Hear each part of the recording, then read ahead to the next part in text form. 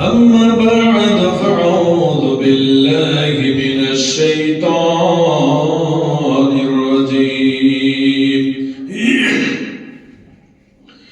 بسم الله الرحمن الرحيم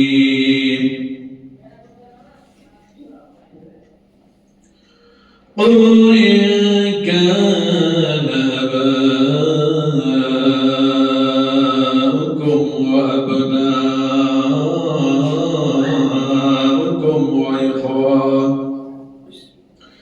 وإخوانكم وأزواجكم وعشيراتكم وأموال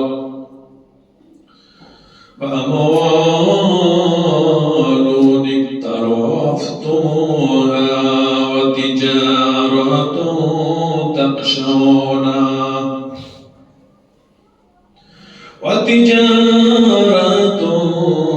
تخشون كسادها ومساكين ترضونها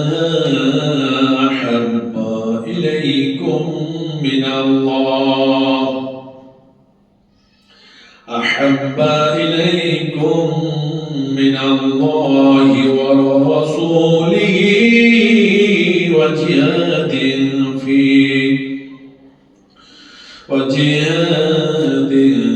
في سبيله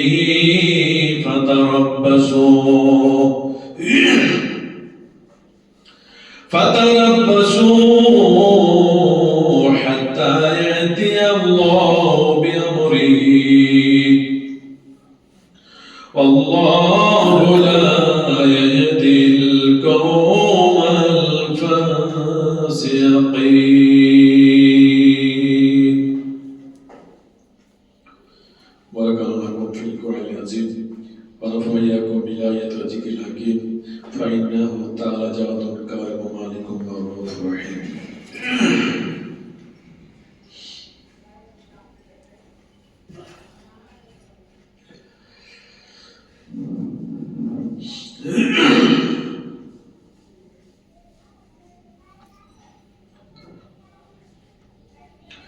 الحمد لله نحمده ونستعينه ونستغفره ونؤمن به ونتوكل عليه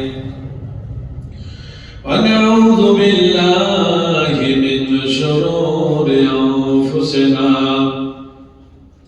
ومن سيئات أعمالنا من يهده الله فلا مضل له ومن يضلله فلا هادي له ونشهد أن لا إله إلا الله وحده لا شريك له وأشهد أن سيدنا وحبيبنا ومولانا محمدا عبده ورسوله أما بعد فإن خير الحديث كتاب الله وخير الهدي هدي محمد صلى الله عليه وسلم وشر الأمور محدثاتها وكل محدثة بدعة وكل بدعة ضلالة وكل ضلالة في النار. أما بعد فأعوذ بالله من الشيطان الرجيم بسم الله الرحمن الرحيم إن الله وملائكته يصلون على النبي يا أيها الذين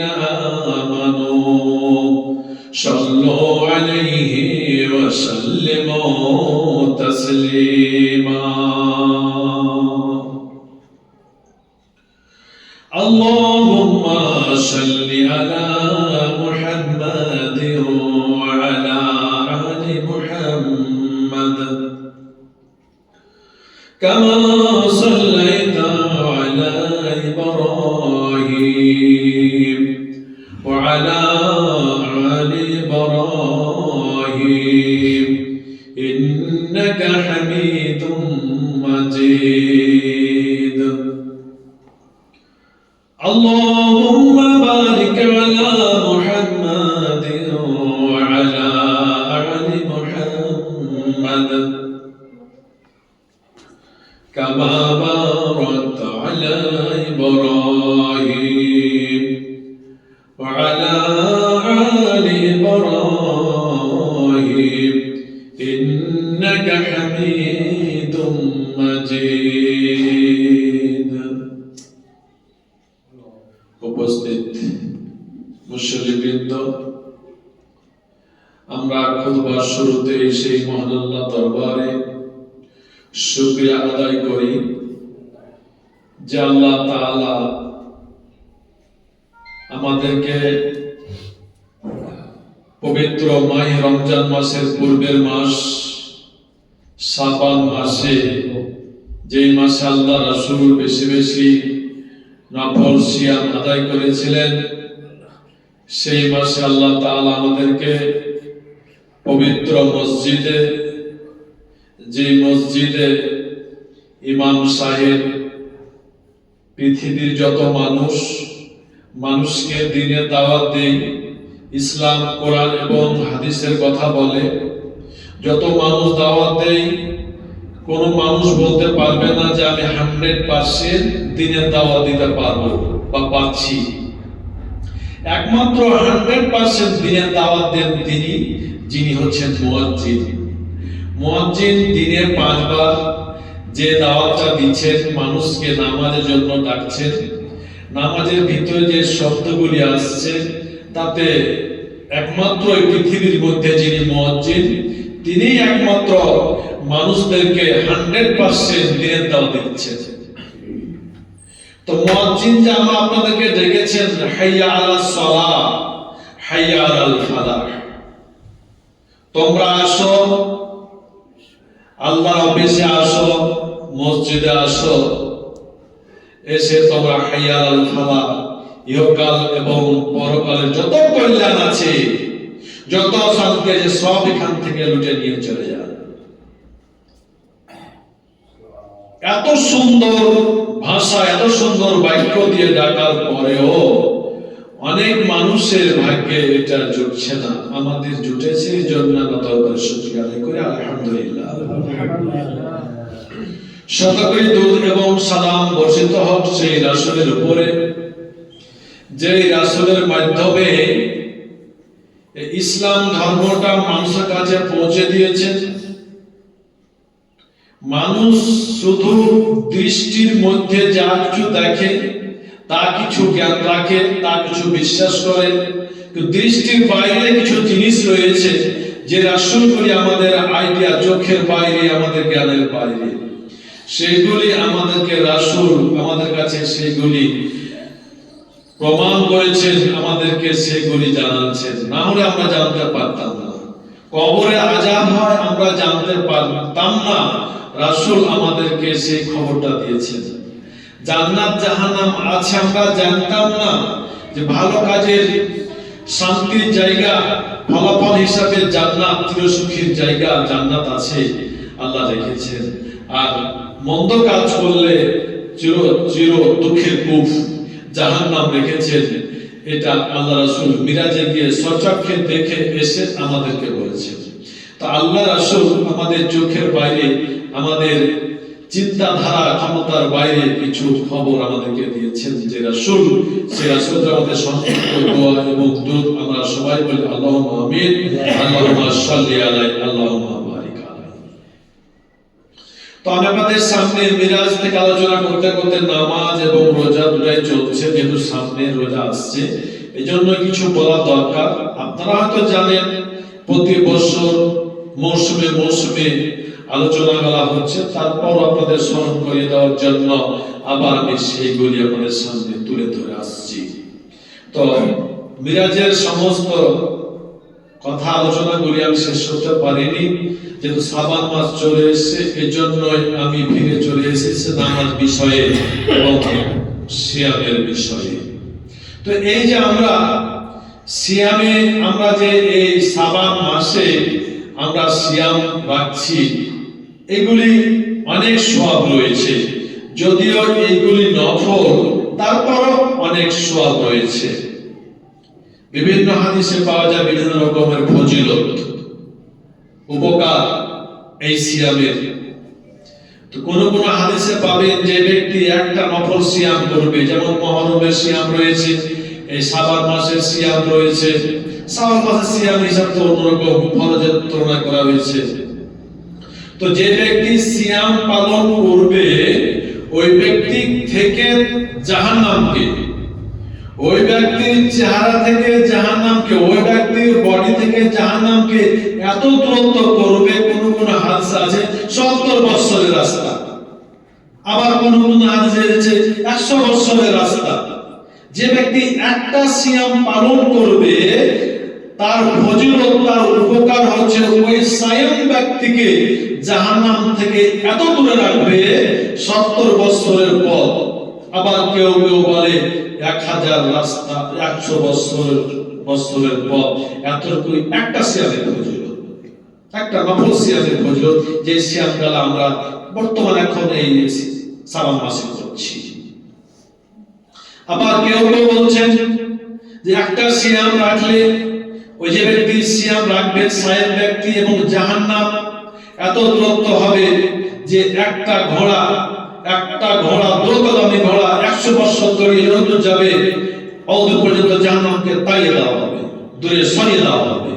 একটা নফল সিয়ামের এতটুকু ফজিলত রয়েছে। তো নফল সিয়ামের ফজিলত আছে অনেক। নফল সিয়াম আমরা বেশি বেশি করে, যাতে আমরা আল্লাহ নিকটবর্তী হতে পারি। আল্লাহ তুমি আমাদের নফল সিয়াম, নফল নামাজ আদায় করার মতন আমাদেরকে তৌফিক দান করে। সবাই বলি আল্লাহুম্মা আমিন।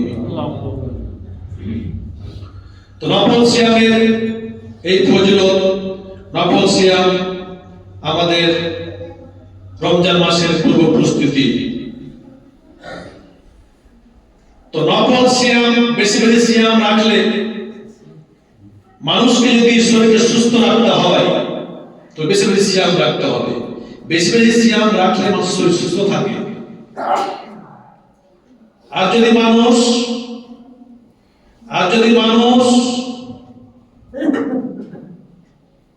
মানে তাড়াতাড়ি ধনী হতে চায়, তাহলে ব্যবসার উদ্দেশ্যে বেশি বেশি দেশ সফর করতে হবে, বেশি বেশি দেশ সফর করতে হবে, তাহলে মানুষ অতি তাড়াতাড়ি ধনী হয়ে যাবে। অতএব মুসলমানদেরকে বসে থাকা ঠিক নয়। যখন কাজ থাকবে না, হাত গুটিয়ে বসে থাকা কিংবা কোন জায়গাতে বসে গল্প করা ঠিক নয়। দেশ সফর করে ধনী হয়ে যাবে। তাহলে শরীর সুস্থ রাখতে হলে মানুষকে বেশি বেশি সিয়াম রাখতে হবে। তাড়াতাড়ি ধনী হতে হলে তাড়াতাড়ি বেশি বেশি ব্যবসা উদ্দেশ্যে দেশগুলি সফর করতে হবে এবং সেখান থেকে জ্ঞান অর্জন করা যায়। তো এই যে আমরা সিয়াম রাখছি, আর একটা উপকার, সেটা হচ্ছে আমাদের সামনে একটা মাস সিয়াম আসছে। এই সিয়ামের অভ্যাসটা একটা করে আমরা সিয়াম ধরে নেব একটা মাসের জন্য, কষ্ট হবে। তো যদি আমরা এভাবে সিয়াম আয়োজন করে থাকি, তাহলে আমরা সামনের মাসগুলি সিয়াম রাখতে আমাদের সুবিধা হবে।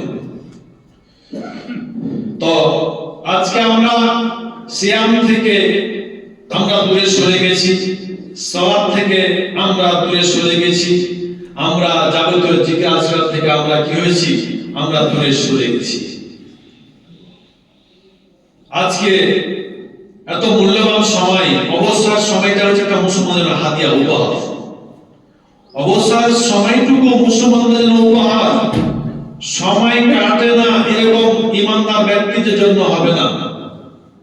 সময় থাকলে আপনি সূরা মুখস্থ করেন, দোয়া মুখস্থ করেন, তাসবিহ পাঠ করেন, দোয়া পাঠ করেন, জিকির করেন, আপনার সওয়াব বেশি হবে, সর্বোচ্চ সম্মান জান্নাত পাবেন।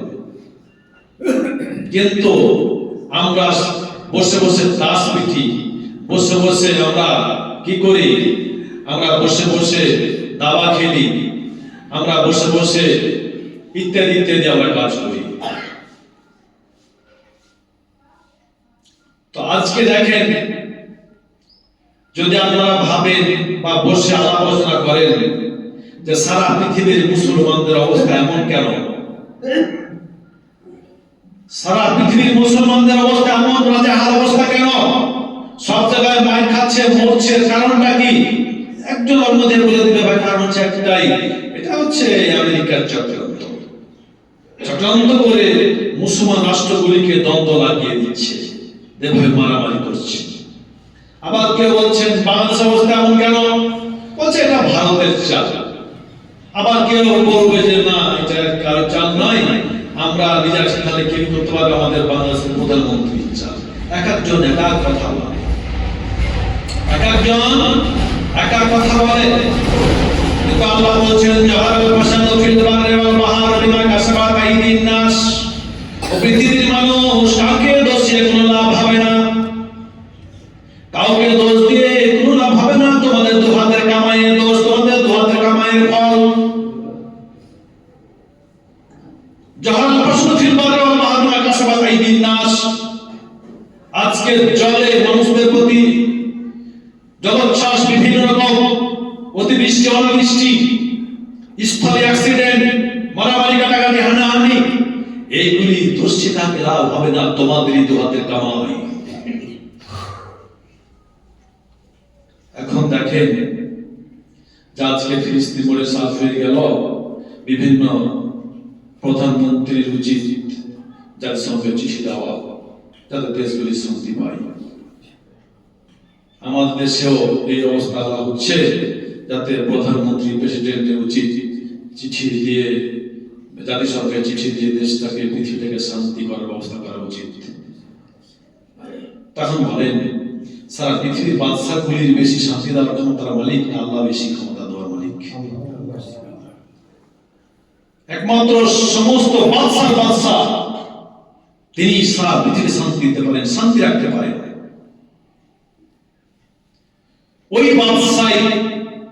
ওই বাদশা বলছে, মুয়াজ্জিনকে দিয়ে ডাকছেন, ও মুয়াজ্জিন, তুমি ঘোষণা করে দাও,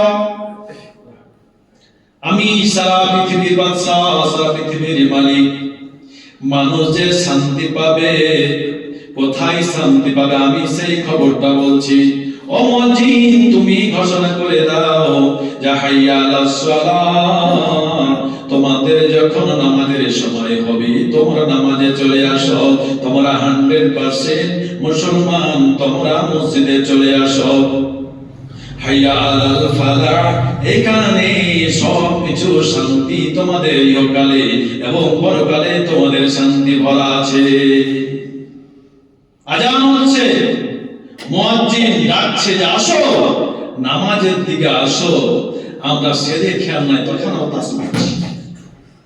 আমরা তাস পিচ্ছি, বাম হাতে চায়ের কাপ, ডান হাতে সিগারেট ধরে আমরা দেশকে নিয়ে চিন্তা করছি। কিন্তু আল্লাহ বলছে আসো, তোমরা শান্তি যদি পেতে চাও, নিরাপত্তা যদি পেতে চাও, তোমরা আসো, তোমরা মসজিদে আসো, হাইয়া আলাল ফালাহ, আর ইহকাল পরকালে যাবতীয় শান্তি নিরাপত্তা নিয়ে চলে যাও। আল্লাহ ডাকছে, সেখানে নাই। তাস পিটে আর জুয়া খেলে আর সিগারেট টানে আর নামাজ হলে, আজানের সময় হলে যাই না, নামাজে যাই না, আর দেশে শান্তি নিয়ে চিন্তা করে, লাভ হবে না। আল্লাহ বলছেন ফালিয়াবুদু রাব্বা হাযাল বাইত আল্লাযী আত'আমাহুম মিন জুইন ওয়া আমানাহুম মিন খাউফ।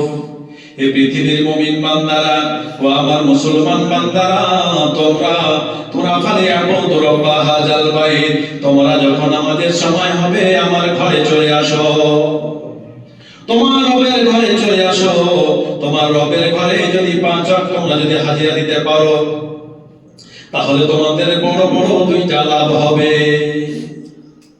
আল্লাযীনা তা'আমাহুম মিন জু', তোমাদের খাওয়ার কোনো চিন্তা হবে না।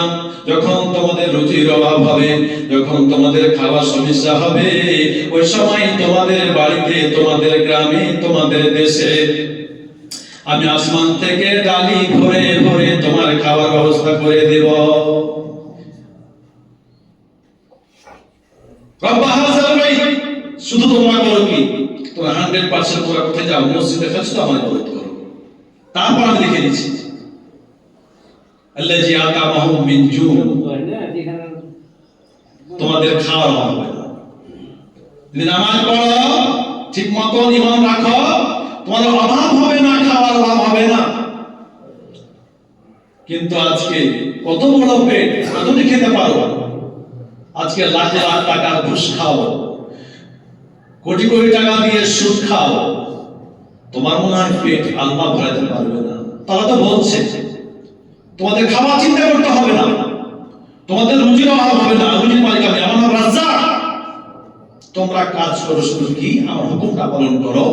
তোমরা শুধু টাইমে টাইমে রব্বা হাযাল বাইত, তোমার রবের ঘরে একটু হাজিরা দাও, তাহলে আমি তোমাদের খাওয়ার ব্যবস্থা করে দেব। 1 নম্বর উপহার।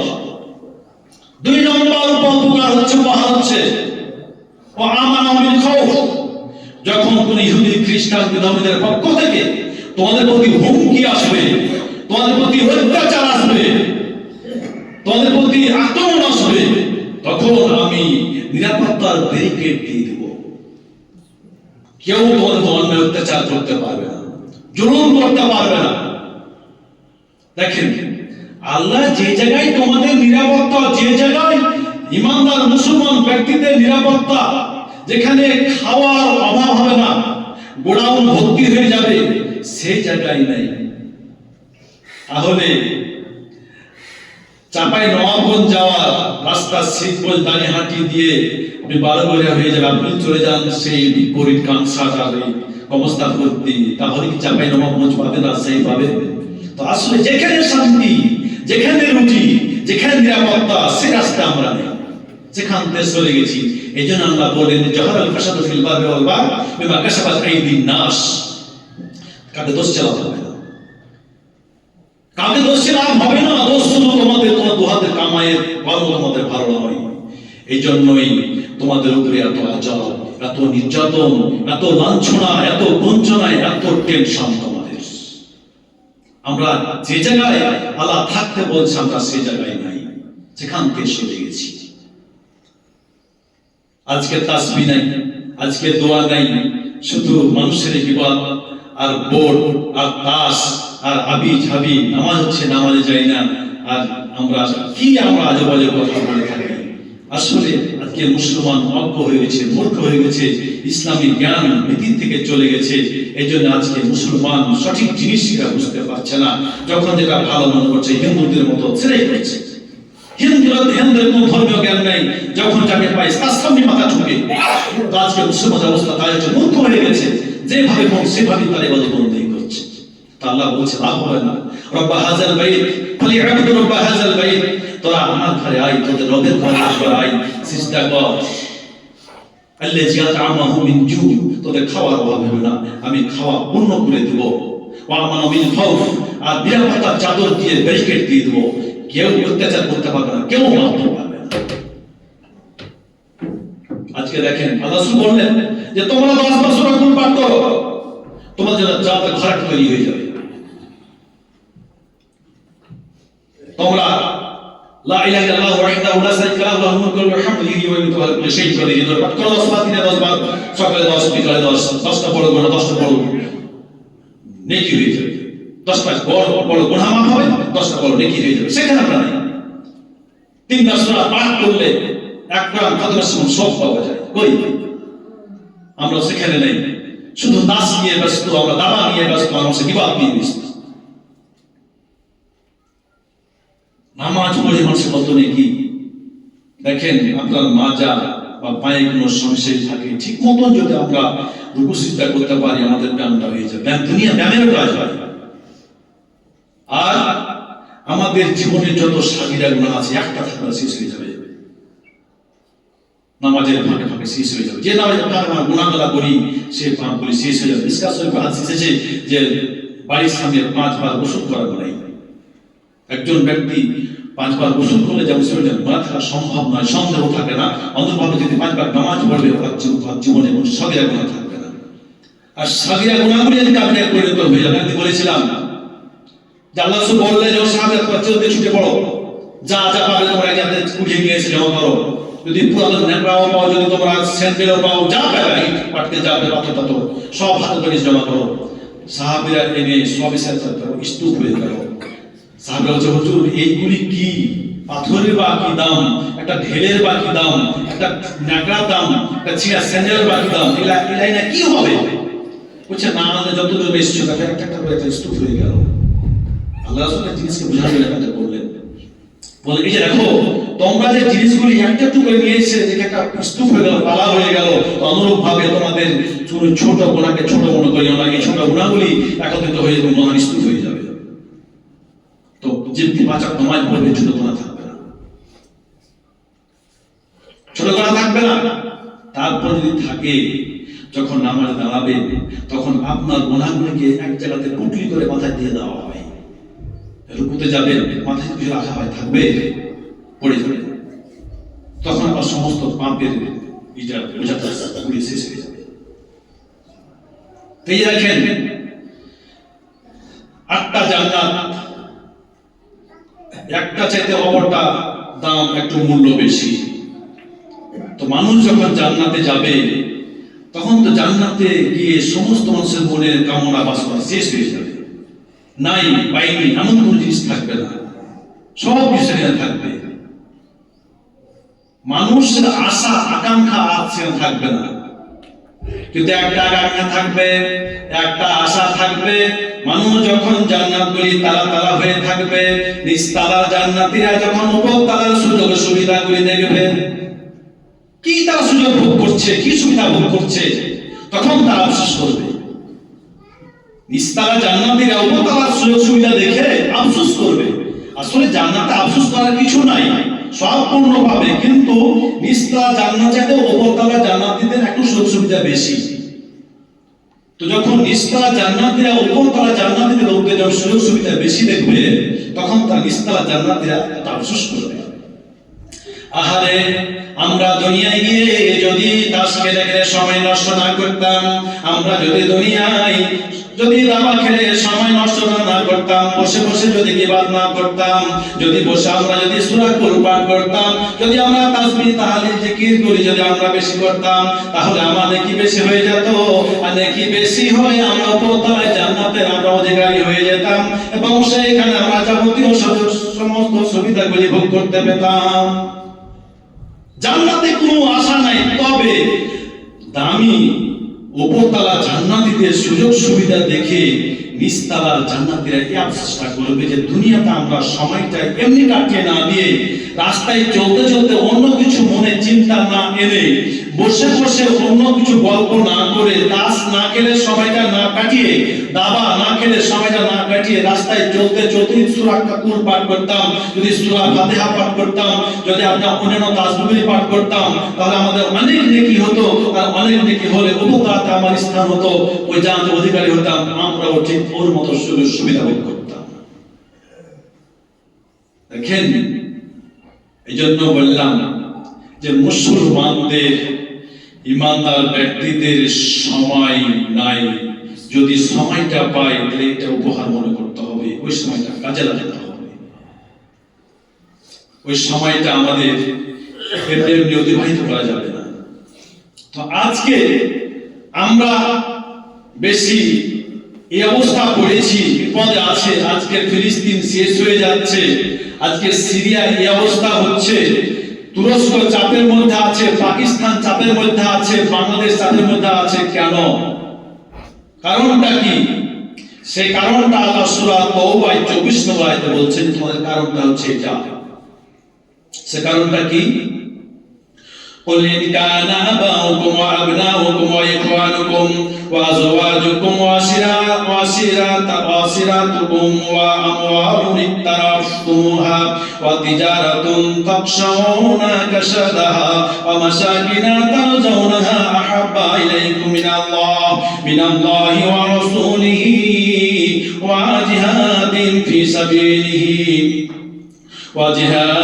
في سبيله فتربصوا حتى يأتي الله بأمره والله لا يهدي القوم الفاسقين।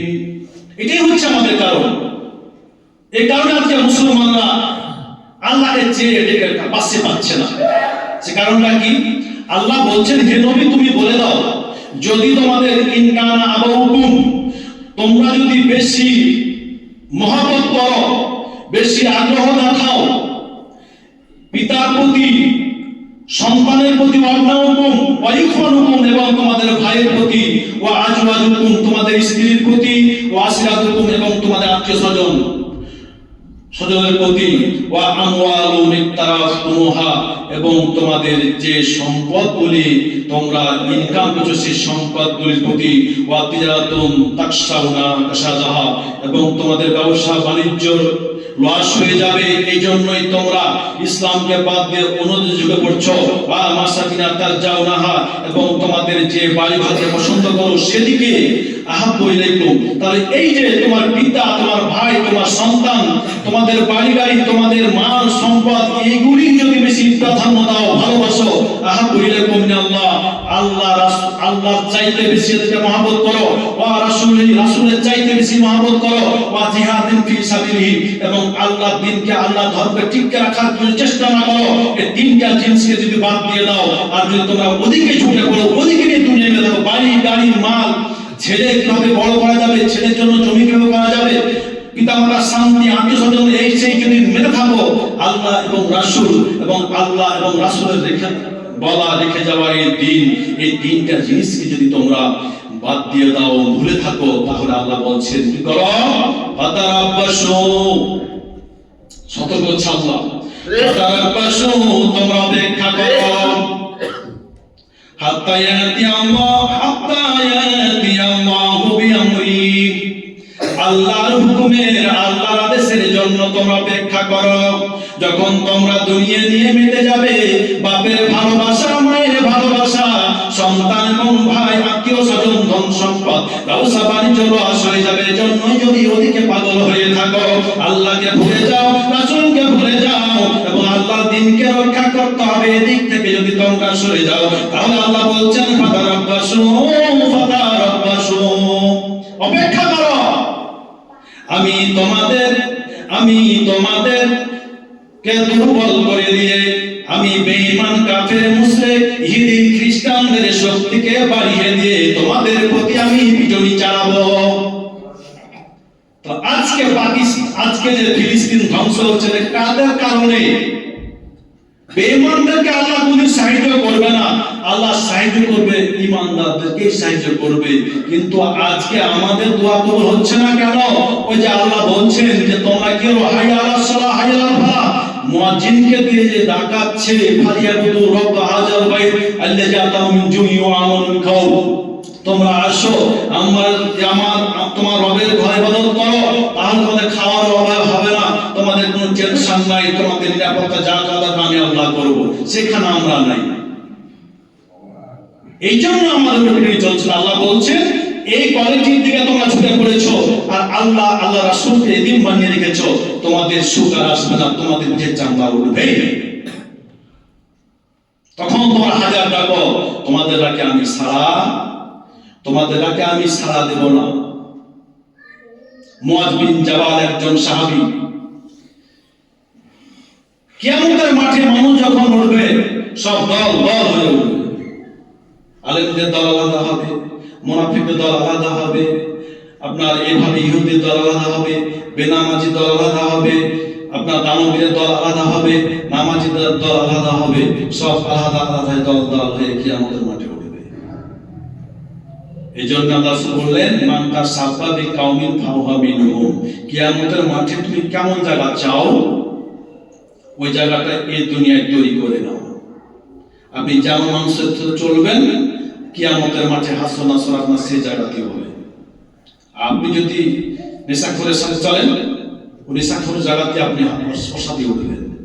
অতএব সবসময় আপনার সঙ্গী ঠিক রাখবেন এই দুনিয়ার বুকে।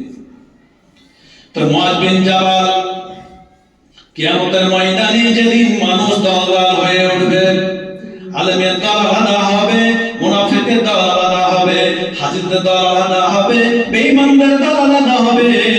সেদিন মানুষ দল হয়ে কিয়ামতের ময়দানে উঠবে, আলেমদের দল আলাদা হয়ে দল হয়ে উঠবে। সেই দিন আলেমদের দলের নেতা হবে মুআয বিন জাবাল।